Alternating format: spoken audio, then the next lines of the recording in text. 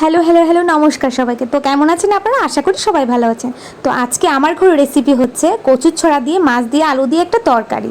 তো সবার আগে আমি কড়াইতে তেল দিয়ে গোটা শুকনো লঙ্কা, দারচিনি আর একটু জিরে দিয়ে দিলাম। তারপর কয়েক সেকেন্ড ভালো করে নাড়িয়ে কেটে রাখা লঙ্কা কুচি আর পেঁয়াজ কুচি কড়াইতে দিয়ে দিলাম। আর উপর থেকে দিলাম সানরাইজার এভারেস্টের গুঁড়ো লঙ্কা, হালকা কালার আর একটু ঝাল করার জন্য।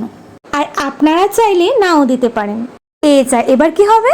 ওয়েট, আমি তো হলুদ আর নুনের কথা ভুলেই গেছি। তারপর দিয়ে দিলাম হলুদ, নুন, সামান্য একটু জল দিয়ে জিরের গুঁড়ো, ধনের গুঁড়ো দিয়ে ভালো করে মশলাটাকে কষিয়ে নিলাম। ও আরেকটা কথা বলতে ভুলে গেছি, যখন কচুছোড়া দিয়ে মাছ দিয়ে আলু দিয়ে রান্না করবেন তখন কচুছোড়া আর আলুটাকে সবার আগে সিদ্ধ করে নেবেন। তারপর মশলাটা ভালো করে কষানোর পর দিয়ে দিলাম ওটাতে সেদ্ধ করা কচুর ছড়া আর আলু।